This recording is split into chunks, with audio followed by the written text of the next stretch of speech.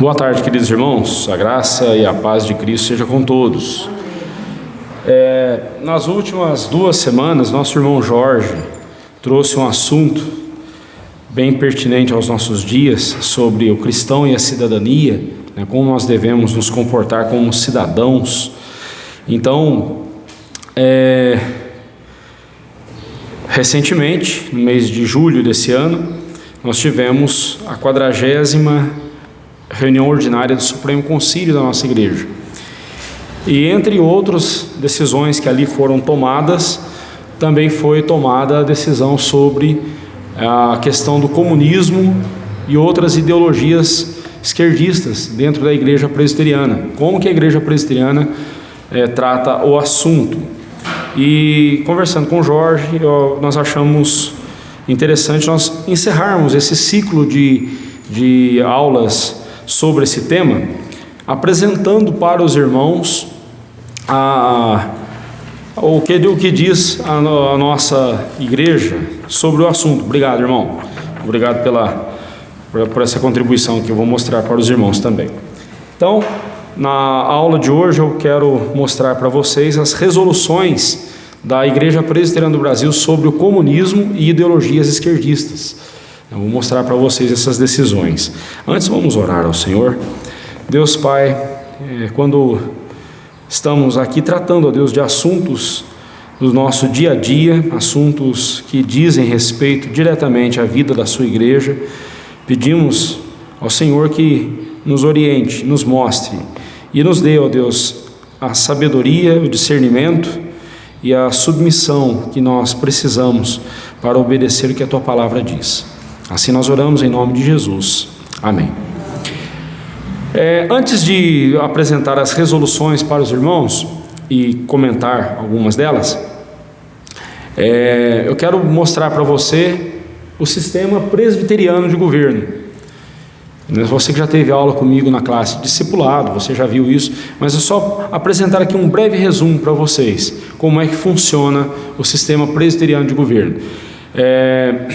Recentemente, como eu disse, tivemos a reunião do Supremo Concílio, e conforme a tecnologia vai nos permitindo, ou também tem havido mudanças na forma como acontecem as reuniões do Supremo Concílio, as reuniões até mesmo do nosso presbitério, até mesmo do nosso conselho. Nós temos feito uso da tecnologia para facilitar a nossa vida, e o Supremo Concílio também adotou a tecnologia a seu favor, né? E eu vou mostrar para você aqui como é que pessoas mal intencionadas têm feito uso de documentos da igreja presbiteriana e distorcido a verdade sobre os fatos, né? Então vamos lá. Então, mas antes, quero que você entenda como é que funciona a igreja presbiteriana.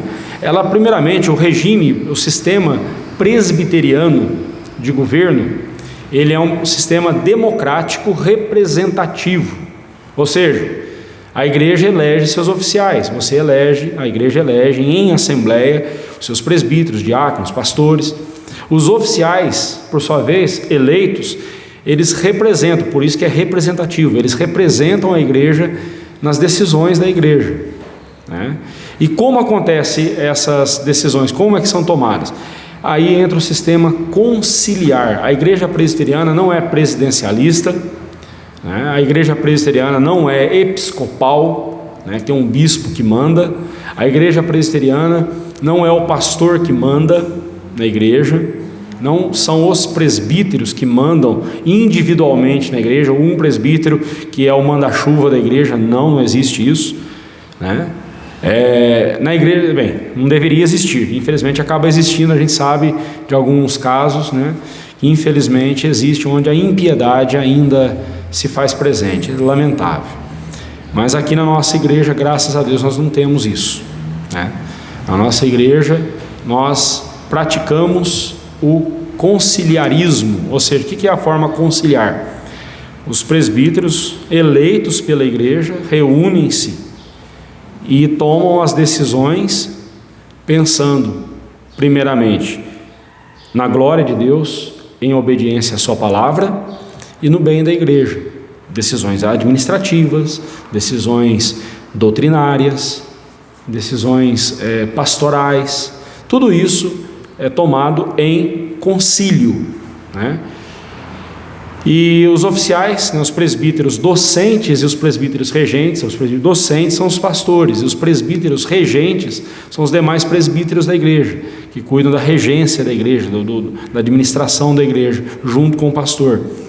Na prática, ambos fazem a mesma coisa. O pastor também ajuda a reger a igreja e os presbíteros ajudam o pastor a pastorear a igreja e a ensinar. Então, fazemos a mesma coisa.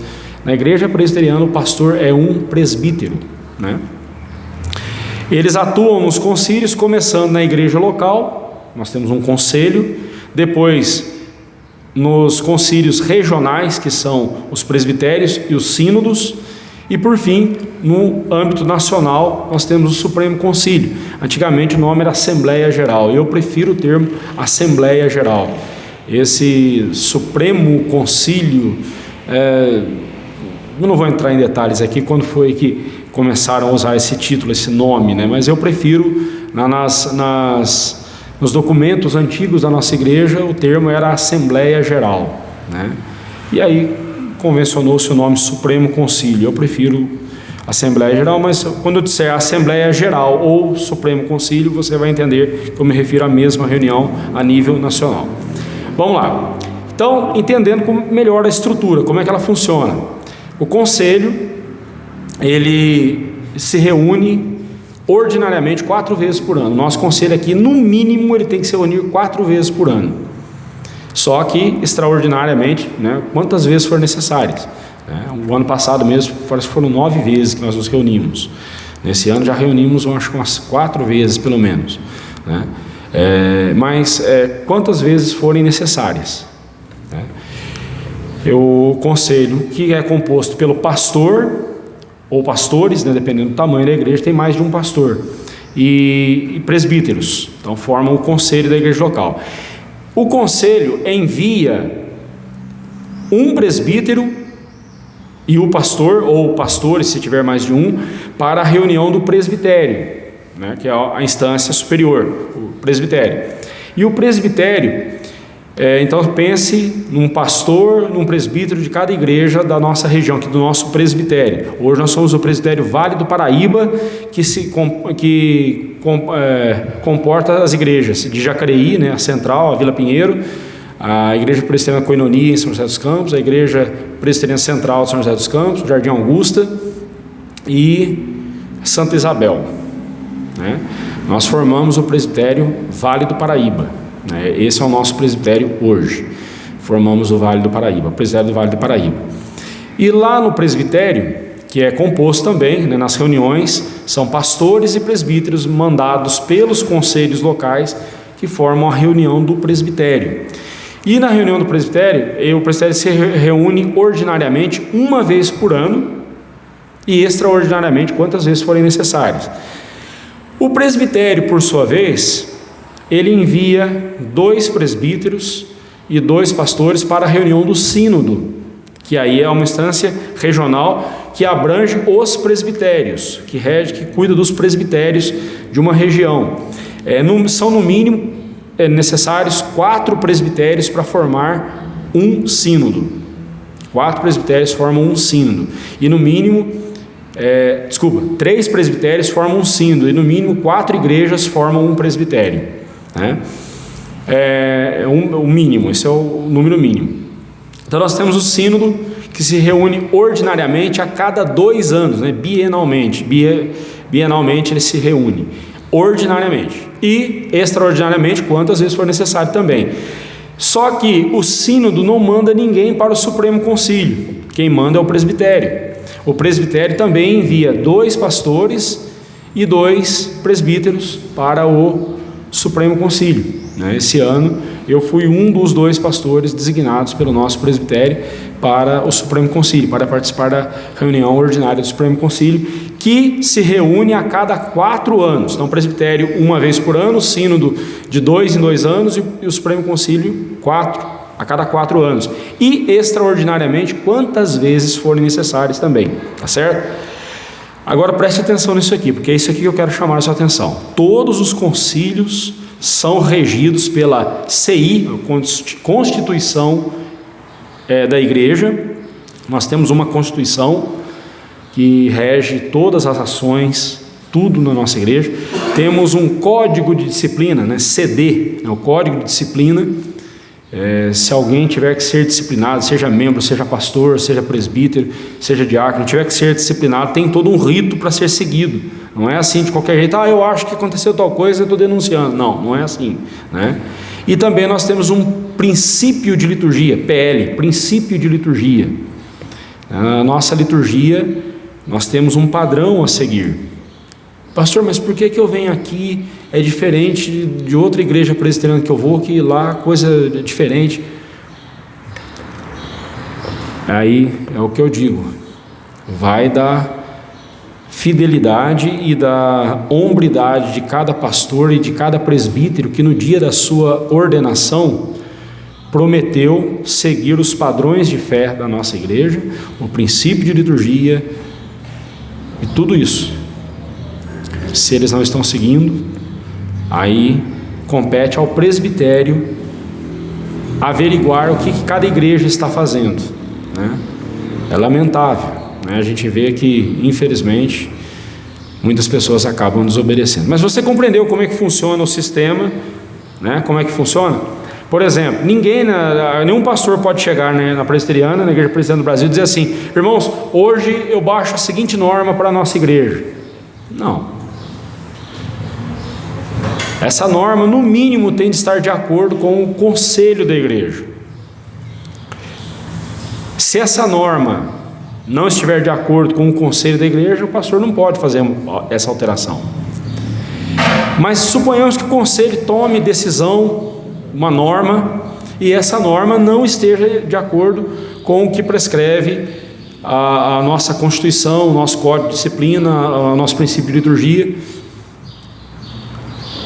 E aí então o presbitério vai tomar decisão sobre o assunto e vai disciplinar o conselho por isso. Em cada instância, conselho, presbitério, sínodo, Supremo Concílio, nós temos uma mesa diretora, né? O presidente, vice-presidente, tesoureiro, primeiro, segundo secretário, secretário executivo, né? Menos no conselho que não tem secretário executivo. Mas do presbitério para cima temos a secretaria executiva, né? Temos um secretário executivo. Então veja bem, e essa comissão executiva, né, como é assim chamada essa mesa, a comissão executiva, ela não toma decisão sozinha também.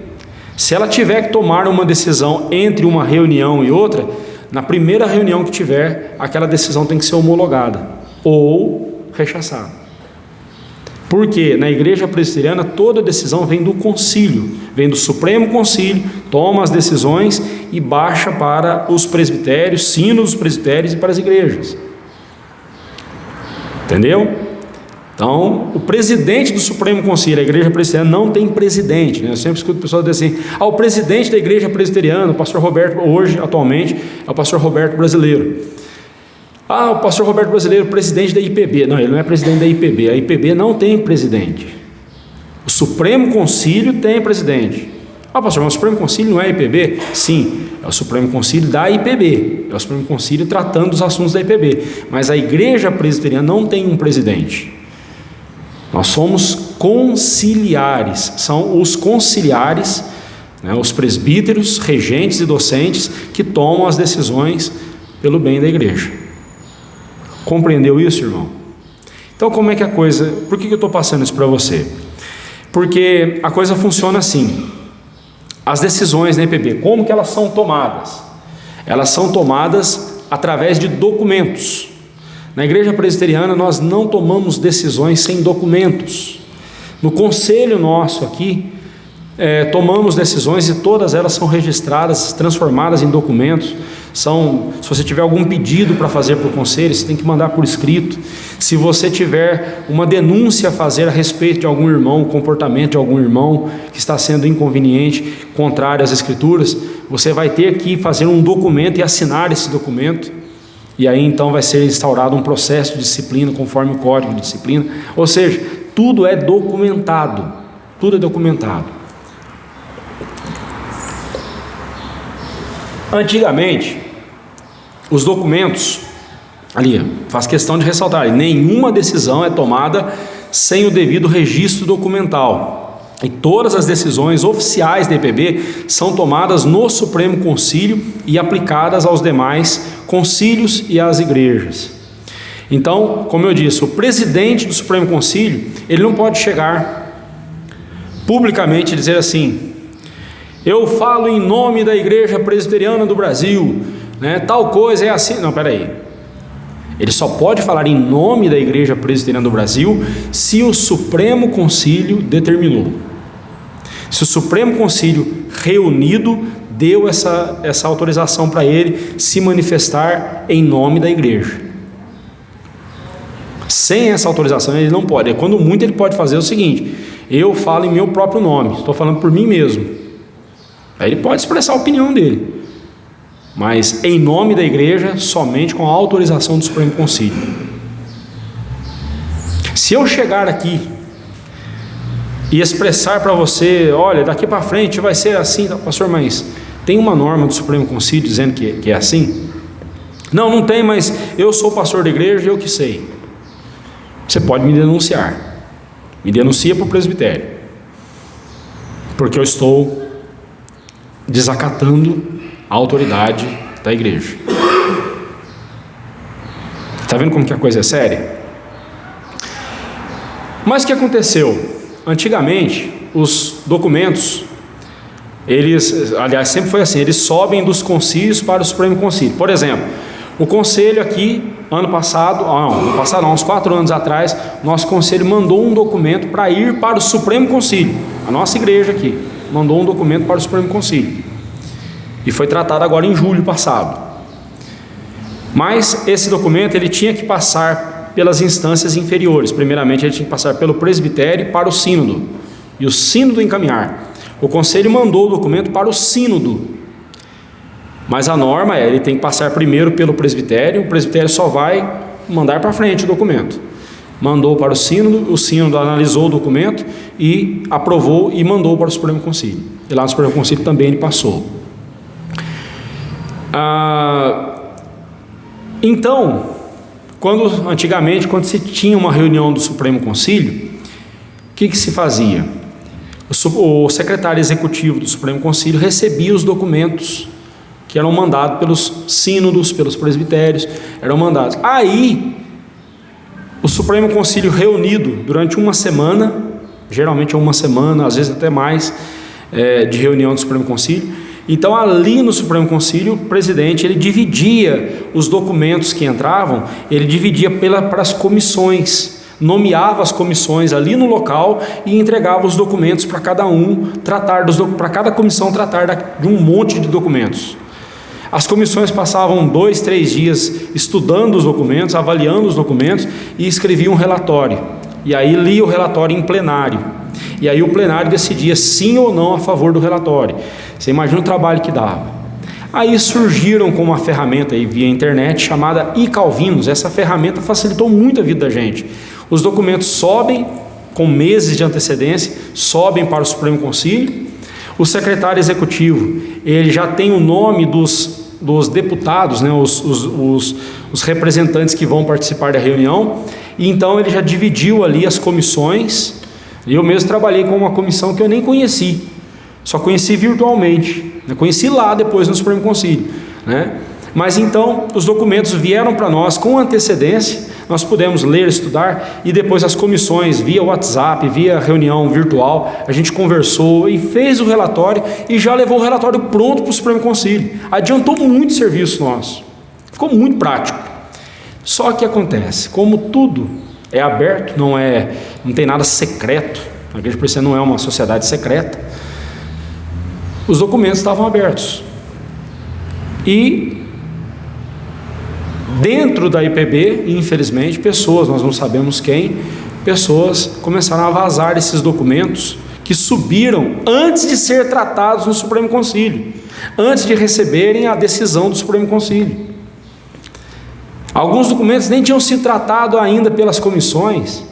Outros documentos foram tratados já pelas comissões, já tinham os relatórios, mas ainda não tinham, os relatórios não tinham sido lidos lá no plenário do Supremo Concílio, e nem tinha sido discutido ainda, mas já estava circulando pela internet. A IPB decidiu isso, a IPB decidiu aquilo, e saiu um monte de coisa.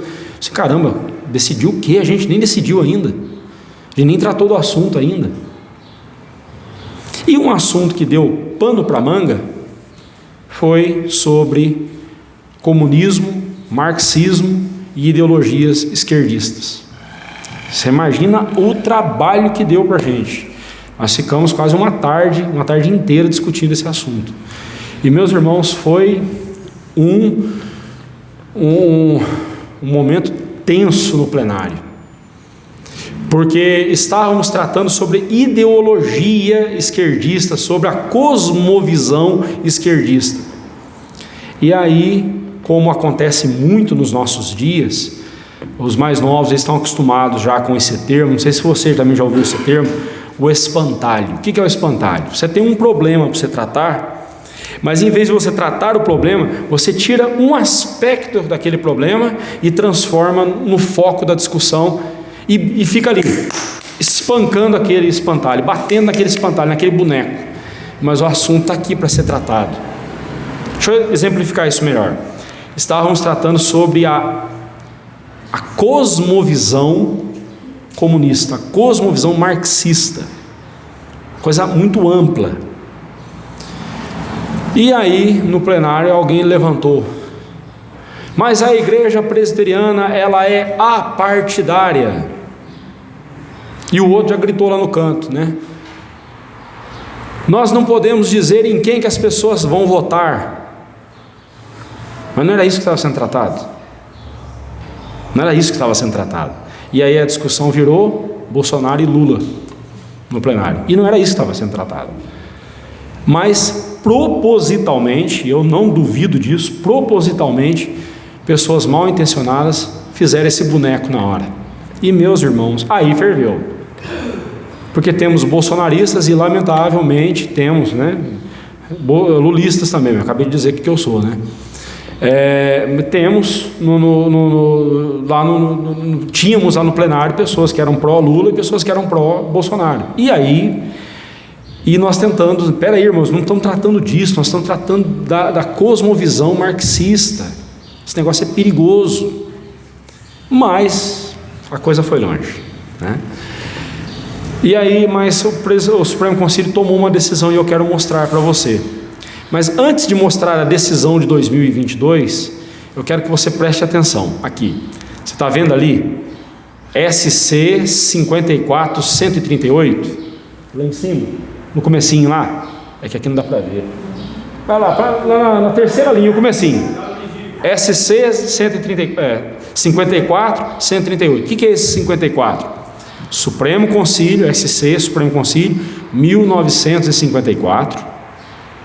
Em 1954, um documento de número 138 foi tratado. Uma consulta que subiu do presbitério de Botucatu sobre membro da IPB com ideias francamente comunistas. Pode tomar parte nos trabalhos da igreja, como dirigir classe de escola dominical, etc.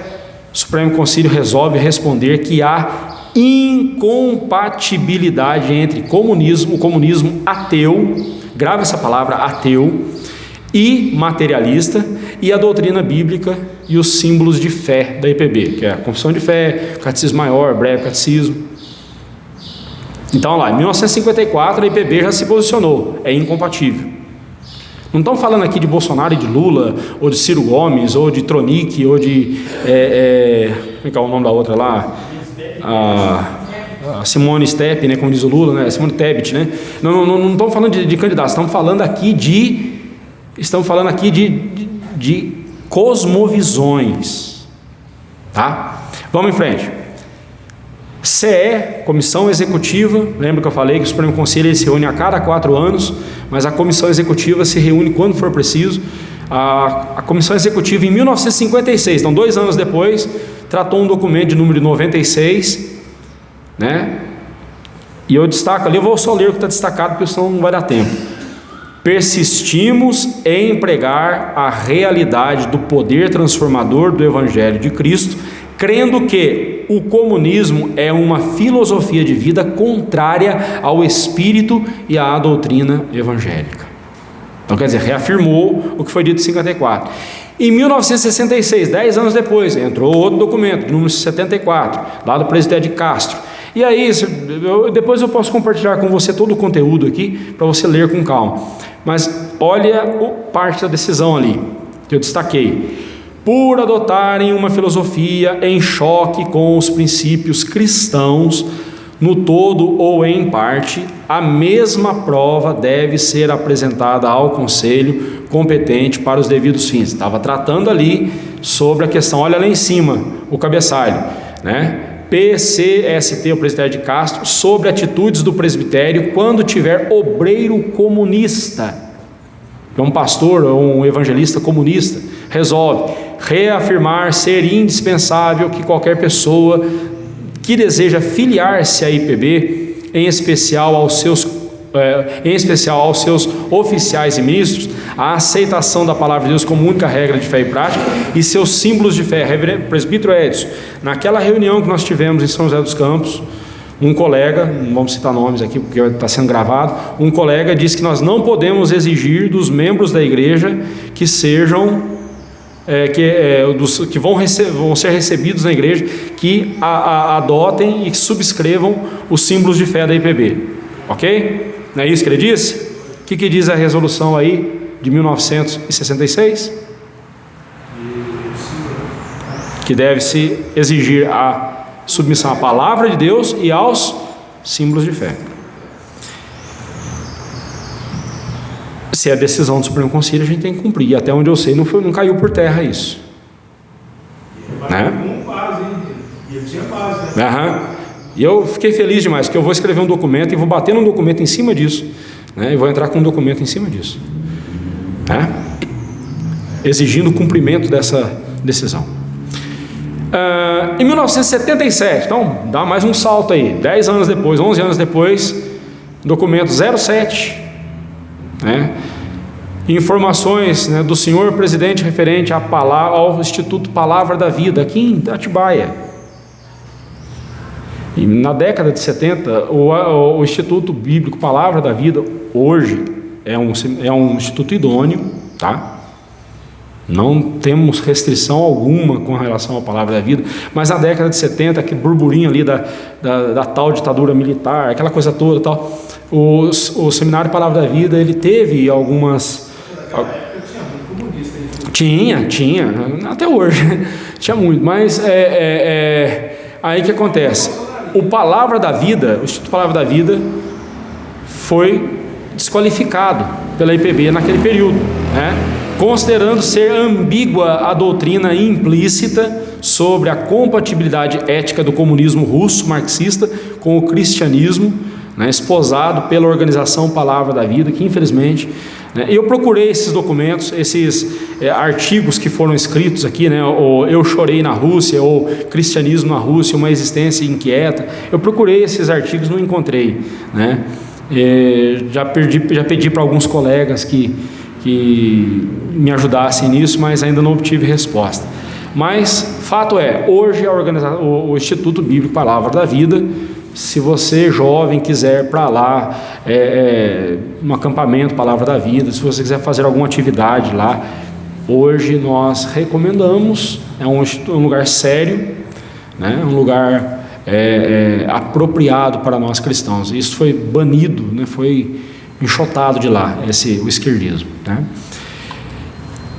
E 2022, como é que ficou? A IPB reafirma a incompatibilidade entre o comunismo ateu e materialista e a doutrina bíblica, bem como os símbolos de fé da IPB, conforme exarado nas decisões de 1954, aí os documentos que eu citei, 1956, 1966, faltou esse de 2006.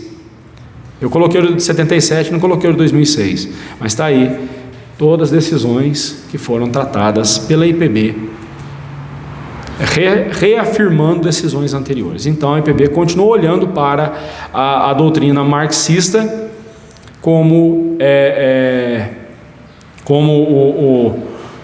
a cosmovisão marxista como algo incompatível com o Evangelho. Tá, ok. Mas por que a IPB é contra o comunismo e outras ideologias afins ao comunismo? Pastor, a IPB é contra, nós já vimos isso.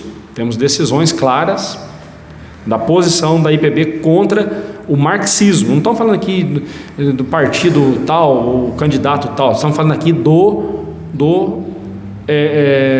da cosmovisão marxista comunista e das ideologias. Para você entender melhor, deixa eu explicar para você. Uma cosmovisão, ela vem carregada de ideologias. Pense numa melancia, né?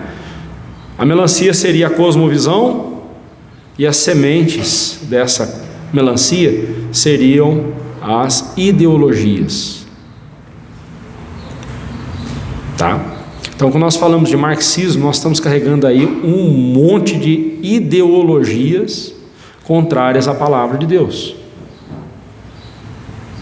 Bom, por exemplo, feminismo, machismo também, embora eles não preguem o machismo, eles pregam contra o machismo, né? Mas o feminismo, puxa, né, vem a reboque, ideologia de gênero, e essas coisas lá todas aí, né? São ideologias que fazem parte da cosmovisão marxista, progressista, né? E outras coisas mais. Ok. Compreendido isso, vamos entender por que a Igreja Presbiteriana considera o marxismo, o comunismo e as suas ideologias contrárias à palavra de Deus. Quando você ouve falar sobre marxismo, comunismo ou socialismo, eu devia ter colocado essa palavra também aqui, socialismo, quando você escuta falar sobre esse trio, né, marxismo, comunismo, socialismo, o que lhe vem à mente?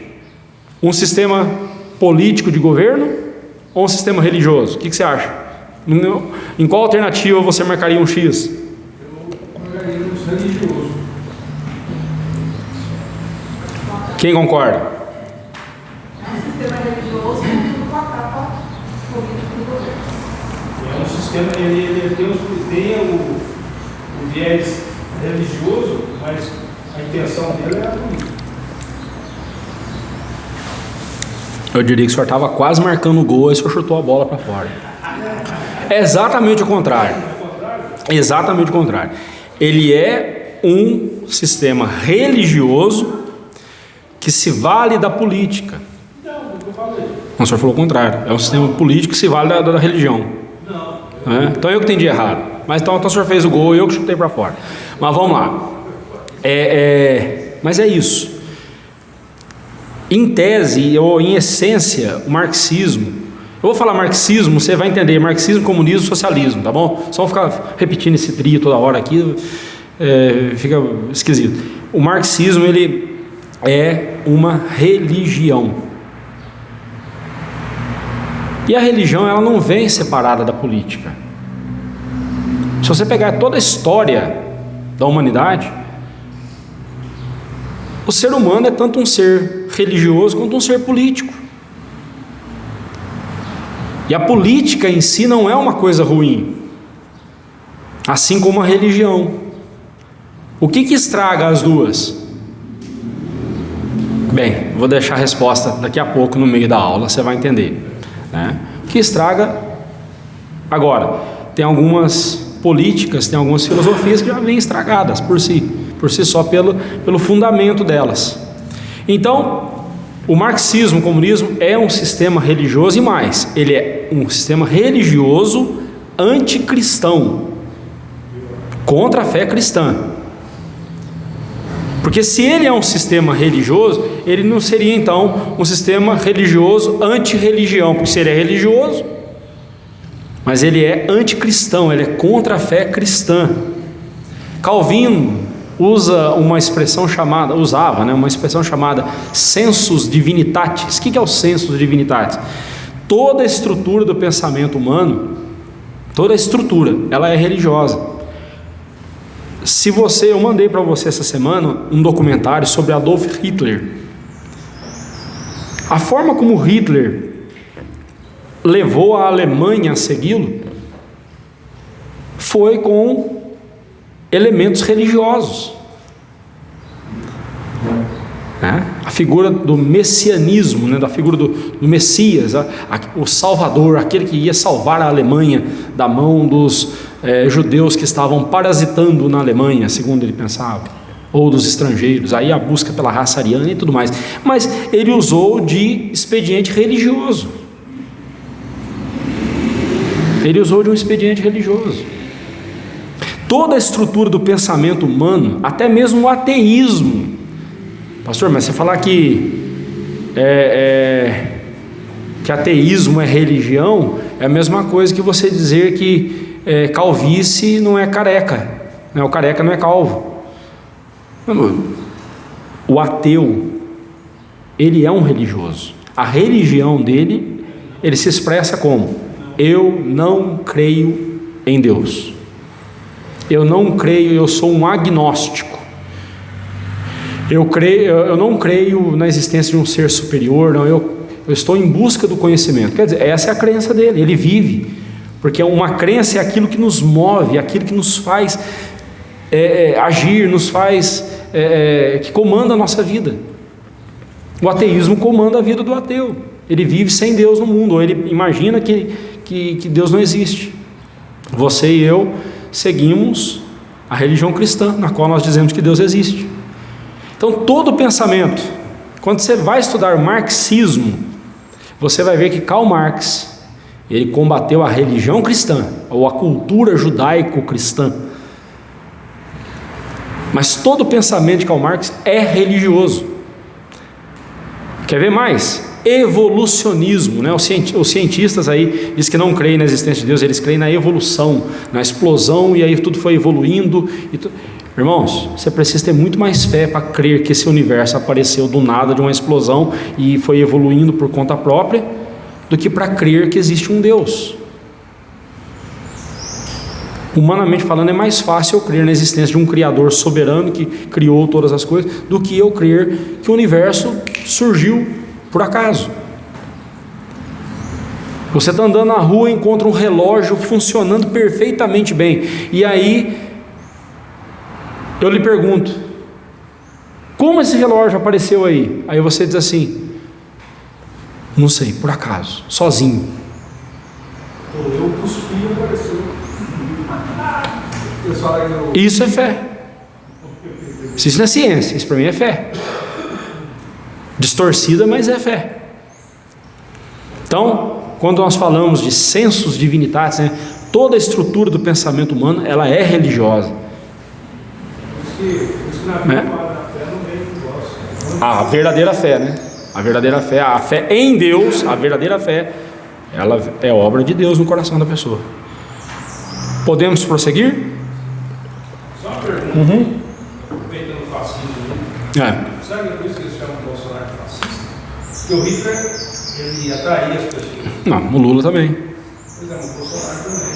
Então, é só os contrários. Não, quando você estuda sobre o fascismo, você vai ver que é completamente diferente, né? Eu não vou conseguir trabalhar isso com vocês hoje, porque o meu foco aqui é um assunto interessante. Vamos lá.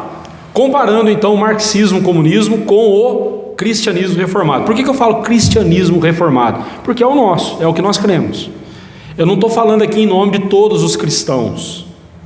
Não estou falando aqui em nome, por exemplo, do cristão católico.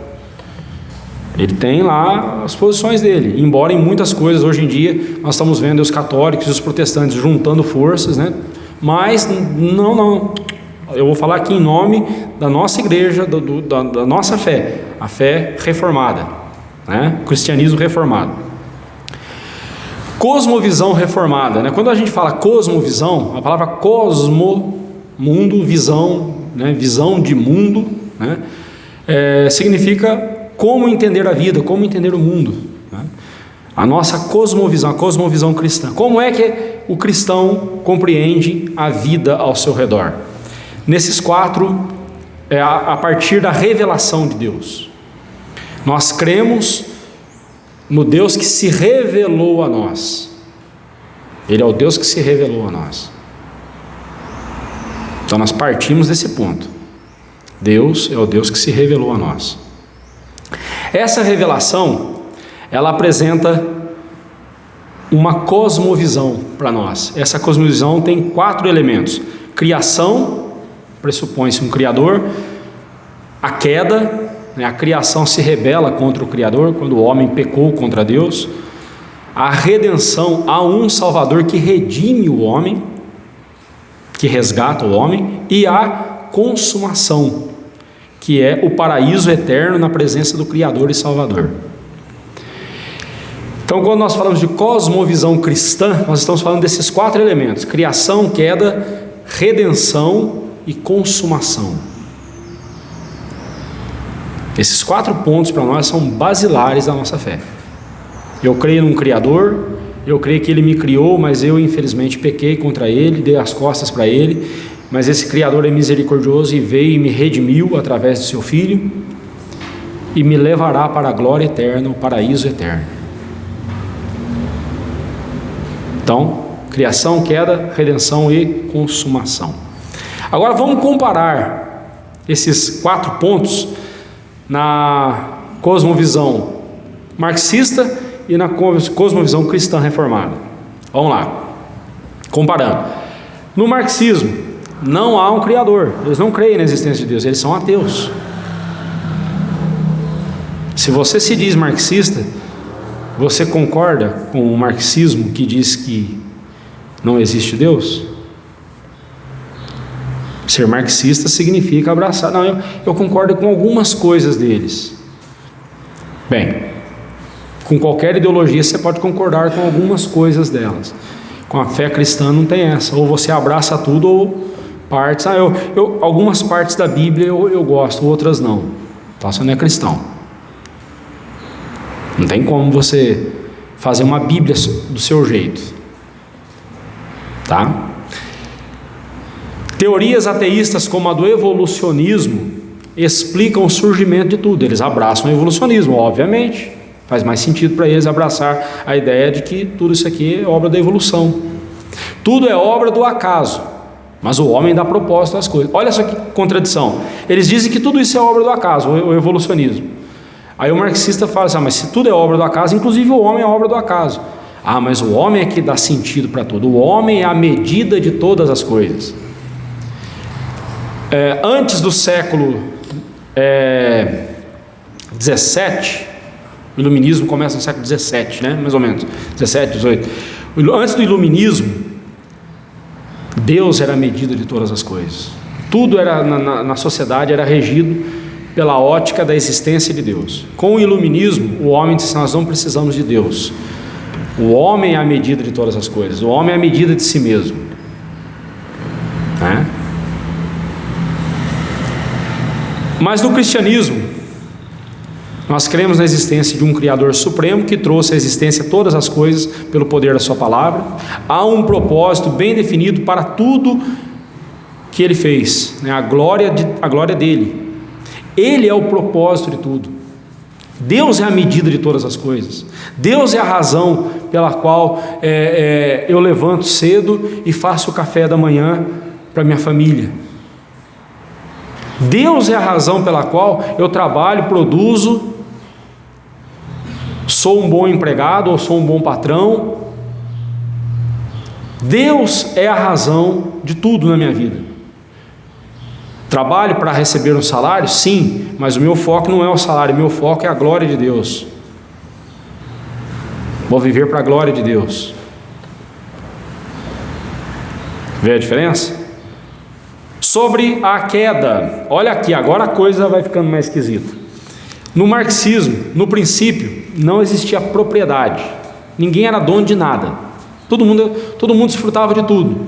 Mas aí teve um doido lá, não sei quem, resolveu pegar e riscar no chão, esse pedaço de terra aqui agora é meu, é minha propriedade. Aí o outro falou assim: já que você fez isso também vou fazer esse outro pedaço é meu. Aí veio o outro e falou: não, mas esse pedaço aqui de terra é melhor, eu quero aquele, não, o seu é melhor do que o meu. Aí pronto, começou a briga. Para cultivar a terra, né, eles começaram então as disputas, as guerras, a opressão do mais forte sobre o mais fraco, bem como toda forma de injustiça. E aí o marxismo vai dizer o seguinte: o que é que corrompe a humanidade? O que é que estraga a humanidade? A propriedade, o senso de posse. Se você tirar isso aí, maravilha. Mas o homem era bom e puro, mas a propriedade estragou o homem. Pegou gosto pela propriedade, estragou o homem. Aí o homem passou a ser mau. O cristianismo diz diferente: o homem foi criado bom e puro, de fato, mas ao decidir rebelar-se contra Deus, tornou-se totalmente corrompido e mau. A corrupção humana está no seu coração e não nas circunstâncias, e nem na propriedade. Que você pode ser uma pessoa rica, com propriedade, com muitas propriedades, e um servo de Deus fiel. É possível. E é possível você ser um pobre, quebrado, falido, que não tem onde cair morto, e ser um péssimo cristão. Então não é a propriedade que te faz. Mas a Bíblia diz que o amor ao dinheiro é a raiz de todos os males. Sim, o amor ao dinheiro, não é o dinheiro. É a idolatria pelo dinheiro. Quando você transforma o dinheiro num ídolo, aí você está afundando a sua vida. A corrupção humana está no coração e não nas circunstâncias e nem na propriedade. Deus, olha a diferença: Deus é o dono de tudo e o homem é o seu corregente, seu mordomo. Espera aí, então você está me dizendo que o apartamento que eu moro não é meu, é de Deus? É. Como é que eu vou tratar esse apartamento? Como é que você faz, como é que você cuida, como é que você lida com um objeto que é de outra pessoa, que a pessoa confiou a você para você cuidar? Como que você lida? Com cuidado, né? Preservando, melhorando, cuidando. Não é assim? Tenha você muitas posses ou poucas posses, você tem de cuidar delas, porque elas não são suas, ainda que estejam no seu nome. Elas não são suas, elas são de Deus. E Deus vai cobrar isso de nós. A parábola dos talentos deixa isso claro para nós. Vamos lá. O pecado no coração do homem faz com que ele haja com perversidade em todas as áreas da sua vida. Então não é a propriedade. Aliás, é o pecado no coração do homem que faz ele lidar com a propriedade dele com ganância. É minha propriedade. Quando surgiu o marxismo, já tinha lei romana. Não. Então esse medo. Olha, só para lembrar algumas coisas importantes, que o Karl Marx, ele era um bebum. Ele viveu às custas da esposa dele, a duquesa, se eu não me engano. Ele viveu às custas dela. Ele teve 2 filhos que morreram por inanição. Ele nunca trabalhou na vida, ele só ficava de boteco em boteco, falando das ideias dele. Aí encontrou um doido lá, outro cara chamado Friedrich Engels, que entrou na onda dele. E daqui a pouco eu vou falar sobre o Engels, se der tempo, falta 10 minutos, tem que correr aqui, vamos lá. Mas era esse é o grande idealizador do comunismo. Vamos em frente. Ainda sobre a queda. Agora, você já ouviu falar da revolução proletária ou a revolução do proletariado? De onde que vem esse negócio de proletário? Os marxistas tiram isso de onde? Da palavra prole, filhos. O cara que delimitou lá um pedaço de terra e disse que agora era dele a propriedade, para defender aquela terra, para cultivar aquela terra, ele precisava de mão de obra. Então, a mão de obra mais barata que ele tinha, mais fácil que ele tinha, eram os filhos. Eram os filhos que cuidavam da propriedade. Mas para ter filho, ele precisava de uma mulher. Aí surge o casamento. O cara foi lá, raptou uma mulher, levou ela para dentro de casa para que ela lhe desse filhos. E assim começam as primeiras formas de opressão à mulher. A mulher é um ser oprimido, o casamento oprime a mulher, o casamento escraviza a mulher, usa a mulher como objeto. Esse é o marxismo dizendo, tá, irmãos? É o marxismo que diz isso.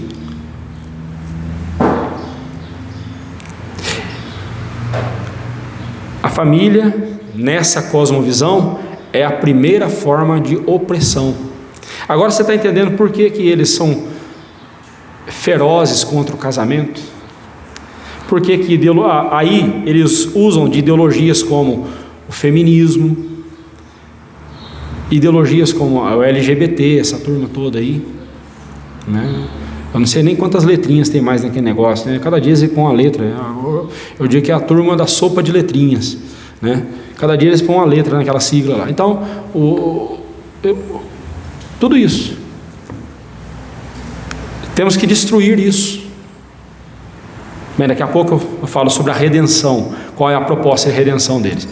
No cristianismo, quais são as consequências da queda? O homem foi banido da presença de Deus, perdeu a comunhão com Ele, passou a viver pelos seus próprios pensamentos, tornou-se totalmente corrompido.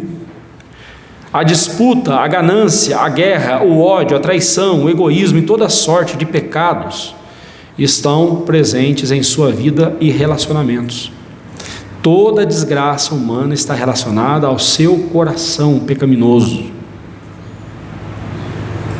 No marxismo, o homem continua bom. O homem é bonzinho. O que você tem de fazer é libertá-lo da propriedade, libertá-lo da cultura judaico-cristã, dessa ideia de família. Se você libertar ele disso, ele vai voltar a ser um ser humano bom. Ele vai voltar a ser essa flor de candura, né? Esse ser humano bonzinho de novo. Você está entendendo agora o porquê do ódio deles contra a família? O porquê o ódio deles contra a propriedade privada? O único que tem que ter propriedade privada é o Estado. O Estado manda em tudo. O Estado é dono de tudo. E o Estado vai distribuir. Bem, deixa eu correr aqui. E a redenção? Como é que é a redenção? No marxismo, comunismo, a redenção é o homem é o seu próprio redentor. Basta o homem entender que ele é um escravo da propriedade, basta ele entender que essas estruturas de família, culturais que temos hoje, estão aprisionando ele, e ele vai, se ele entender que ele é um escravo de tudo isso, ele vai se libertar dessas coisas. Ser submisso ao Estado. Ah, sim. Não vai pensando que você vai estar leve ali no sol, não. O outro é do departamento, né? Opa, não, eu quero ler ela, os irmãos. Vamos lá. No cristianismo reformado, o homem é incapaz de redimir-se sozinho. Ele precisa de um redentor que seja santo, todo-poderoso e bom. A redenção do homem se dá por meio da graça e misericórdia de Deus, que veio ao seu encontro. O seu ali tinha que ser minúsculo, porque não é de Deus, não, é o encontro do homem, né? Veio ao seu encontro e o salvou, dando-lhe uma nova vida, regeneração. E agora, capacitado pelo Espírito Santo, o homem tem condições de fazer o bem. Olha a diferença. Ainda continuamos pecadores, mas agora somos capacitados pelo Espírito Santo a fazer aquilo que agrada a Deus. E quando você é convertido a Cristo, você não precisa se desfazer das suas riquezas. Ah, pastor, mas aqui eu se desfez. Não se desfez não. E a gente entende aquele texto e diz que Zaqueu era ladrão. Em lugar nenhum na Bíblia diz que Zaqueu era ladrão. Ah, mas ele era publicano. Os publicanos sempre metiam a mão. Nem sempre, irmãos. A coisa que eu mais escuto é que pastor é ladrão. Todo pastor é ladrão. E eu não sou. Mas Zaqueu não era ladrão. Quando ele fala, Senhor, eis que eu decido distribuir, né, dar aos pobres os meus bens. E se em alguma coisa eu tiver defraudado alguém, eu vou restituir 4 vezes mais. O que ele está dizendo com isso? Ele não está dizendo que ele roubou. Ele fala, se eu cometi algum ato criminoso, eu vou restituir 4 vezes mais. Mas ele não está dizendo que ele roubou. Ele não está dizendo que ele roubou. Aliás, se ele tivesse roubado, você acha que ele ia falar isso? Senhor, eu roubei e vou restituir 4 vezes mais. Se ele fizesse isso, ele ia, né? Ele não ia nem ter com que acudir os pobres. Tá? Então, só um parênteses aí na história de Zaqueu. E a redenção? Como é que o marxismo, o comunismo vê a redenção e como é que o cristianismo vê a redenção? Vamos lá.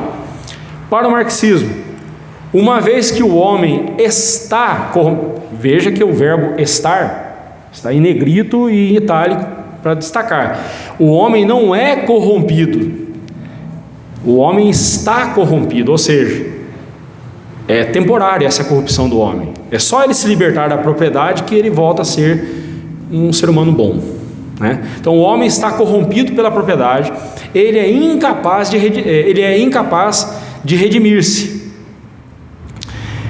Ele quer dizer, então ele precisa que alguém venha redimi-lo. Quem será, né? Ele precisa do Estado. O Estado precisa intervir na vida do homem e redimi-lo. Tira dele a propriedade, tira a propriedade de todo mundo, ninguém tem mais propriedade privada, e agora então ele vai dizer o seguinte: cada um agora vai viver com a ração diária que eu vou distribuir, e todo mundo vai ser feliz no meu governo. Não vai ter um com mais e o outro com menos, não vai ter alguém que vai receber mais do que o outro, exceto os governantes, né, claro. E aí vai.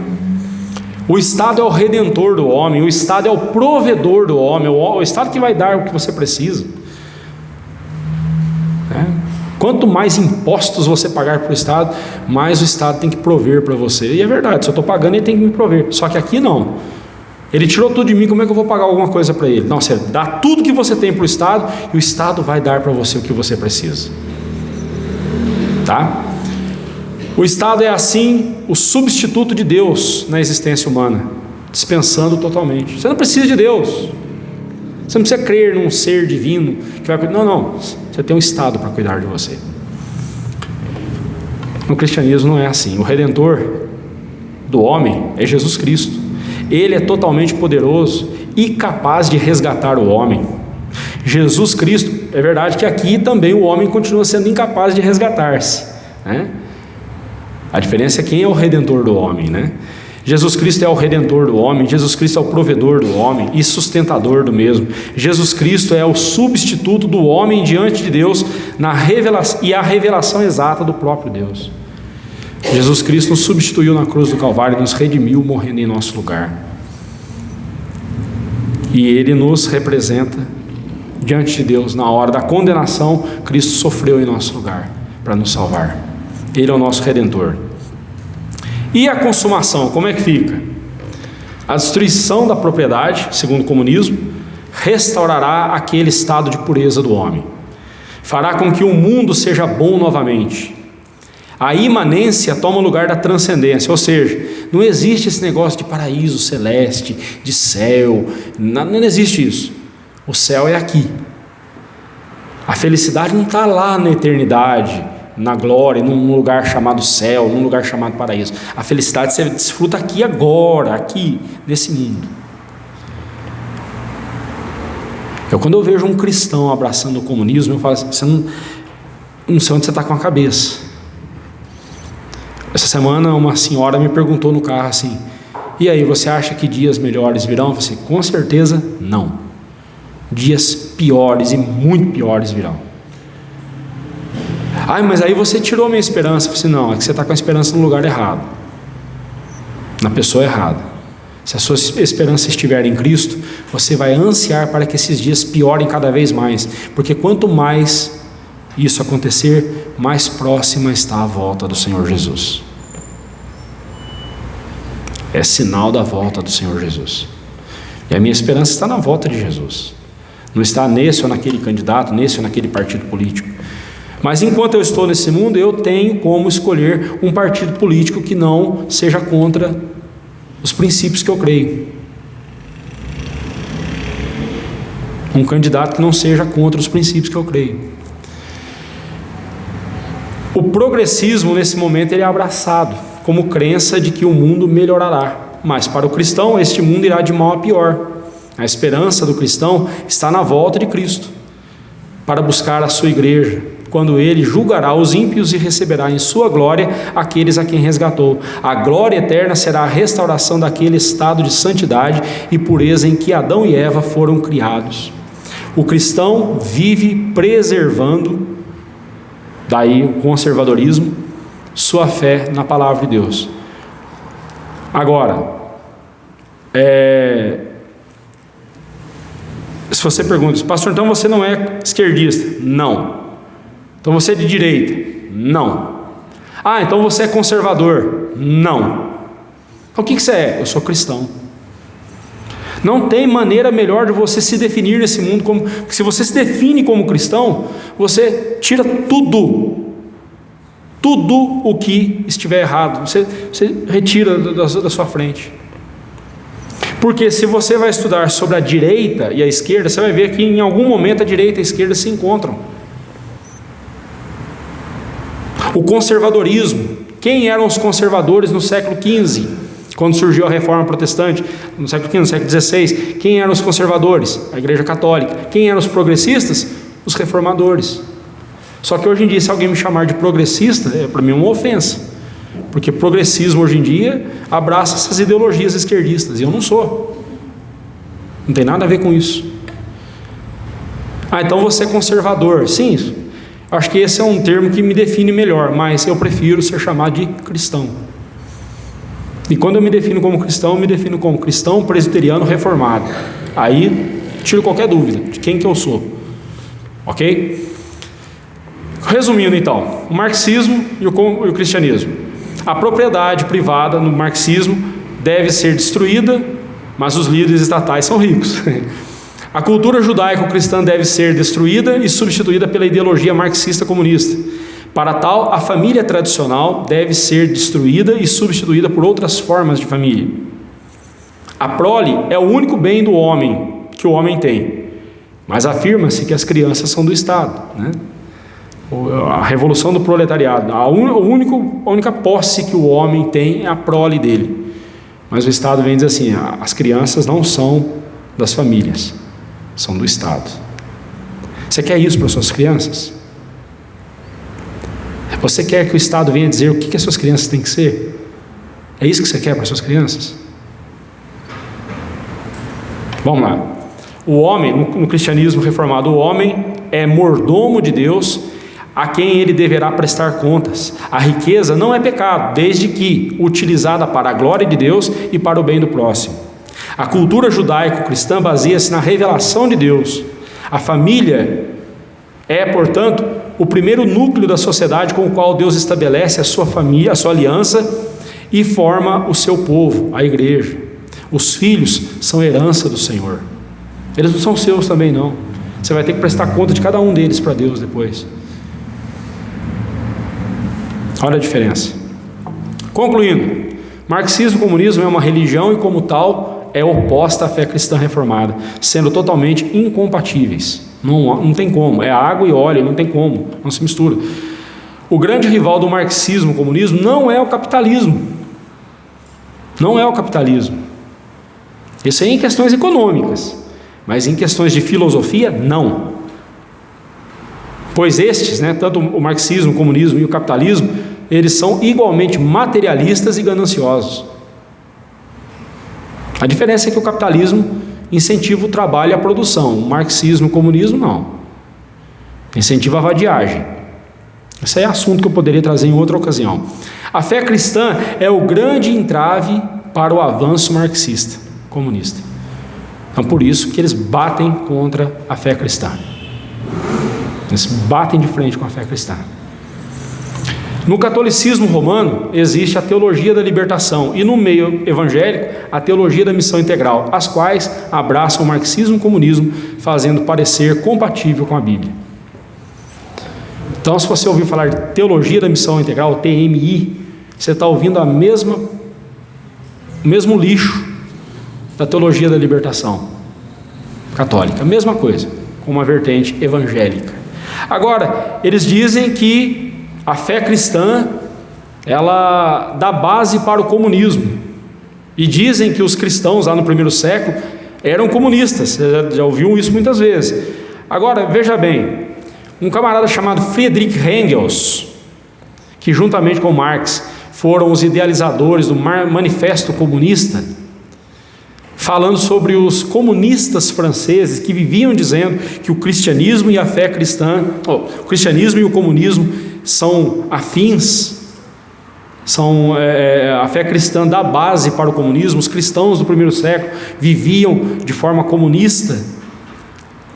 Olha o que o Friedrich Engels disse: tentam pela Bíblia provar o estado de comunidade no qual se diz que os primeiros cristãos viviam, mas tudo isso mostra que essa boa gente que ele se refere são os comunistas franceses, não representam os melhores cristãos, conquanto queiram fazer parecer, ainda que eles queiram mostrar que são cristãos, eles não são, porque se eles fossem mesmo de fato, conheceriam a Bíblia melhor e descobririam que enquanto algumas poucas passagens da Bíblia podem ser favoráveis ao comunismo, mas discordo dele, não tem nenhuma passagem na Bíblia que é a favor do comunismo. Olha o que ele diz agora, esse grifado: o espírito geral da sua doutrina, ou seja, da Bíblia, entretanto, é totalmente oposto a ele, ao comunismo. O próprio pai do comunismo não concorda com isso. E por que eu, cristão, teria que concordar com uma aberração dessas? Diante de tudo isso, reafirmamos e nos submetemos às decisões do Supremo Concílio da nossa igreja, continuamos dizendo para os irmãos, desencorajando os irmãos e mostrando que comunismo, marxismo, socialismo são totalmente incompatíveis e opostos ao Evangelho e às Sagradas Escrituras. Desencorajamos os irmãos a não votarem em candidatos esquerdistas, Desencorajado. Não vou dizer que você tem que votar no fulano. Se você me perguntar em quem que eu vou votar, agora há pouco eu já disse, Se você me perguntar em quem que eu vou votar, eu vou dizer. Mas essa não é a posição oficial da Igreja Presbiteriana da Vila Pinheiro e muito menos da IPB. É a opinião do Olivar. Agora, desencorajamos você a votar em candidatos que esboçam comunismo, socialismo, marxismo, como eu mostrei para você aqui. Veja como eles são opostos à nossa fé. E aqui eu quero registrar meu agradecimento, que o conteúdo dessa aula, ele baseia-se no material que o reverendo Alfredo Souza, pastor da Primeira Igreja Presbiteriana de Roraima, professor da Universidade Federal de Roraima, no curso de História e no programa de pós-graduação Sociedade e Fronteira, vice-presidente da JET, Junta de Educação Teológica, lá daquela região, da JET, a jurética da região, e presidente do presbitério do presbitério do Estado de Roraima e do Sínodo Setentrional, pastor presbiteriano, um grande amigo pessoal. E eu vou colocar para vocês no grupo da nossa igreja alguns vídeos do reverendo Alfredo, curtinhos, 10 minutos cada um mais ou menos, e ele vai abordar vários assuntos com relação a esse tema, para você se aprofundar melhor no assunto. Eu sei que eu avancei bastante no nosso horário, Nós vamos dar um desconto aí também no tempo para os irmãos, mas que Deus nos dê sabedoria, com tudo que você ouviu nos últimos domingos e hoje. Eu espero que você tenha tido pelo menos mais informações e abrigado essas informações em seu coração, para que na hora do seu voto você vote conscientemente. E votar conscientemente significa que você pode até escolher um candidato errado, mas pelo menos você fez isso com consciência. E aí você vai carregar essa culpa com você também. Pastor, mas não tem ninguém bom. Não tem mesmo, irmãos.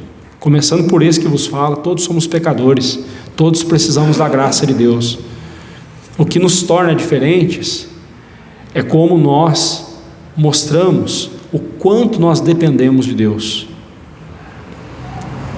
O quanto nós dependemos de Deus. Essa é a diferença. Na hora de você escolher, veja qual candidato mostra isso. Eu tenho apego a Deus, eu quero a bênção de Deus na minha vida. Ou qual candidato, ou quais candidatos dizem que isso não tem valor nenhuma.